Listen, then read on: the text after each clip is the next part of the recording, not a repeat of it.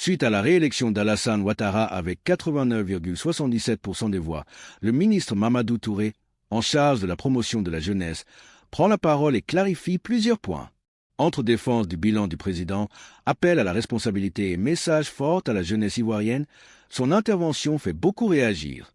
Dans cette vidéo, tu découvriras les passages les plus marquants de son intervention à la télévision. Abonne-toi pour ne rien manquer des moments forts de la scène politique africaine et rester informé de l'actualité sans filtre. Le président sortant, Alassane Ouattara, a donc été réélu avec 89,77%. C'est le chiffre du jour. Celui de la continuité, le président sortant obtient une victoire écrasante, loin devant ses concurrents. Simone Yves Gbagbo, un peu plus de 2%. Jean-Louis Bion, un peu plus de 3%. Awa Domelo, un peu plus près de 2%.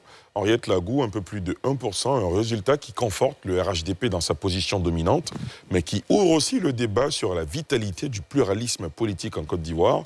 Je vous propose de voir ce sujet de Salifia Lekoué et on en parle juste après. 89,77% des voix exprimées, le candidat du RHDP, le Rassemblement des Oufouettistes pour la démocratie et la paix, l'actuel président Alassane Ouattara, remporte la présidentielle selon les résultats provisoires proclamés par Ibrahim Kouibiar Koulibaly, le président de la CEI, la commission électorale indépendante. Il s'est exprimé au terme des résultats par circonscription dévoilés par le porte-parole. Ont obtenu M. Alassane Ouattara 3 759 030 voix, soit 89,77% des suffrages exprimés. Madame Eive Simone, épouse Gbagbo, 101 238 voix, soit 2,42% des suffrages exprimés. Madame Lagou Adjoua Henriette, 48 261 voix, soit 1,15% des suffrages exprimés. Monsieur Bion Jean-Louis Eugène, 129 493 voix, soit 3,09% des suffrages exprimés. Monsieur Domelo Séné Awa Jacob, 82 508 voix, soit 1,97% des suffrages exprimés. Article 3.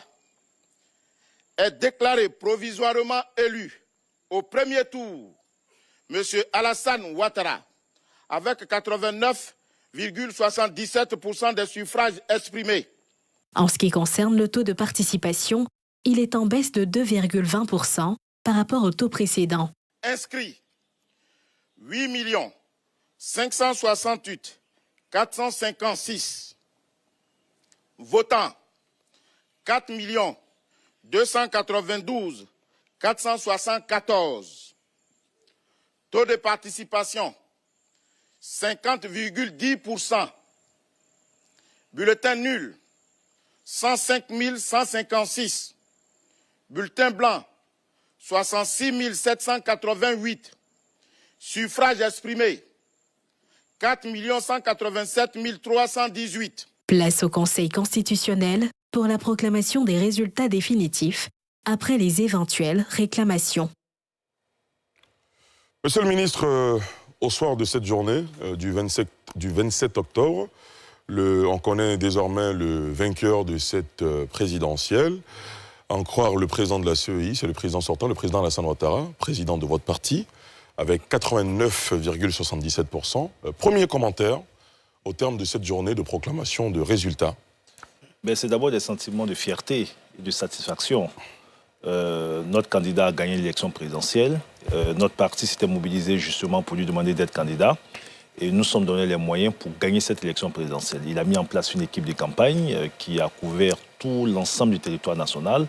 Nous avons fait une très bonne campagne, portée par le candidat lui-même, et qui nous a permis non seulement de décliner notre vision pour les 5 prochaines années, ce qu'il fera exactement dans tous les secteurs d'activité, mais ça a été aussi l'occasion pour nous de faire le bilan. Donc nous avons un devoir de redevabilité vis-à-vis des Ivoiriens. On a été à la rencontre des Ivoiriens.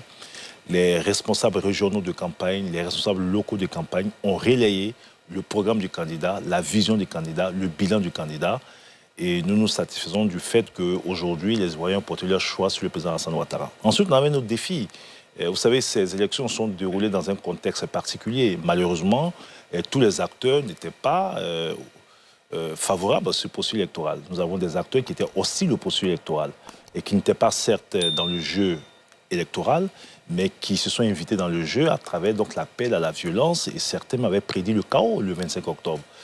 On note que le scrutin s'est passé dans de très bonnes conditions. On a eu quelques difficultés par endroits, mais globalement, le scrutin s'est déroulé dans de très bonnes conditions, avec une gestion professionnelle donc, de nos forces de sécurité. Et là, il faut saluer, qui ont permis donc, de sécuriser un scrutin qui a été apaisé donc, dans l'ensemble, et qui permet au président d'avoir donc cette légitimité qui lui permettra donc d'agir dès la proclamation des résultats officiels pour le bonheur des Ivoiriens. Parmi les indicateurs très scrutés par les observateurs, il y a certainement celui du taux de participation.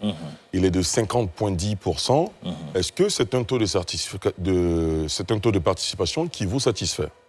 Écoutez, moi j'essaie de regarder un peu lors de la présidentielle de 2020. Vous avez 3 269 813 personnes qui ont pris part au vote. Le président Alassane Ouattara a obtenu 3 31 483 votes en sa faveur. Et lorsqu'on prend la présidentielle de 2025, il y a 1 million de votants en plus par rapport à 2020. Qu'est-ce que cela traduit pour vous? Et le président Ouattara a eu presque 1 700 000 voix en plus. Ça veut dire qu'en termes de valeur relative par rapport au taux de participation, oui, on a 50% du taux de participation, ça a été dit, alors qu'on avait 53% en 2020. Mais en termes de valeur absolue sur le nombre d'électeurs, nous avons 1 million d'Ivoiriens en plus qui ont voté.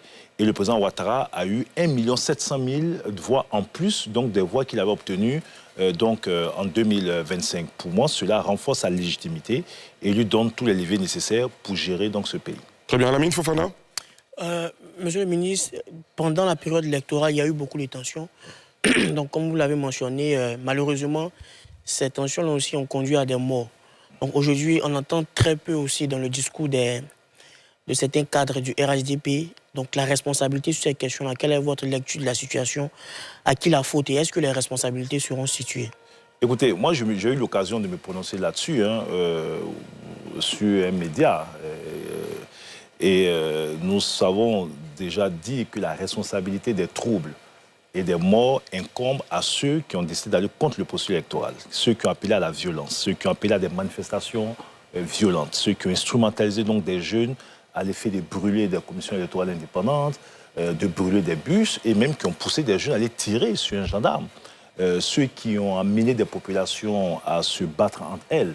Donc pour nous, les responsabilités sont à ce niveau. Bien évidemment, nous avons un État.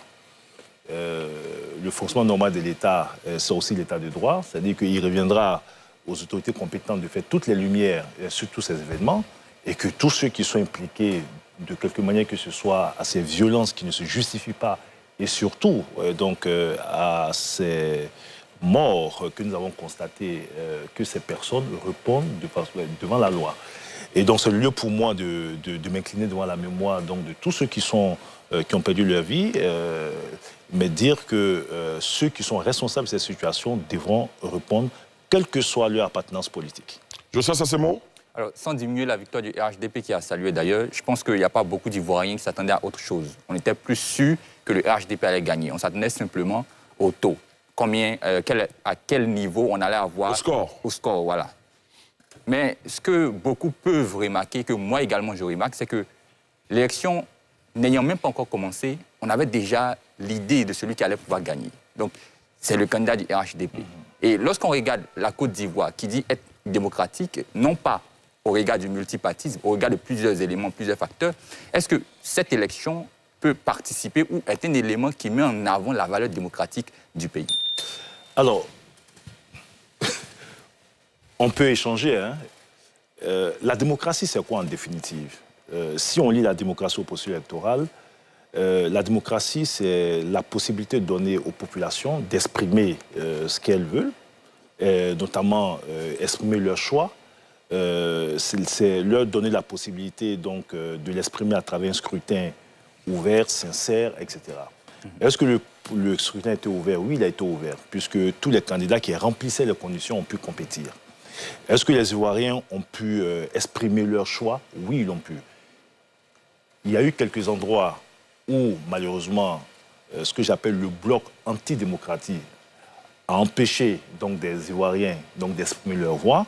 Mais ça, heureusement que cela a été contenu. Vous savez, on a connu une situation similaire en 2020. En 2020, on avait une situation qui était beaucoup pire, qui était pire que ce que nous avons connu aujourd'hui. Mais dans l'ensemble, les Ivoiriens, dans leur grande majorité, ont pu donc librement donc aller voter. Donc, je ne sais pas si je réponds donc à votre question. Oui, pour nous, ce processus, il a été démocratique, il a été transparent, parce qu'il a permis donc à tous les candidats de s'exprimer pendant la période électorale, d'aller à la rencontre des électeurs. Il a permis aux électeurs, donc ceux qui voulaient aller voter, d'aller voter, et ceux qui ne voulaient pas aller voter, donc ils ne sont pas allés voter, sont à la maison. Je ne parle pas des casseurs, des pilleurs, etc. Très bien. Alors... Les mots du ministre Mamadou Touré résonnent comme un appel à la lucidité et à la mobilisation. Au-delà des polémiques, il invite la jeunesse à participer activement à la construction d'une Côte d'Ivoire stable et unie. Si tu as aimé cette analyse ou que tu veux suivre les prochains débats et interventions politiques, abonne-toi, like et partage cette vidéo pour soutenir une information vraie, directe et africaine. Reste connecté ici, on décrypte la politique africaine, les discours forts et les messages qui comptent.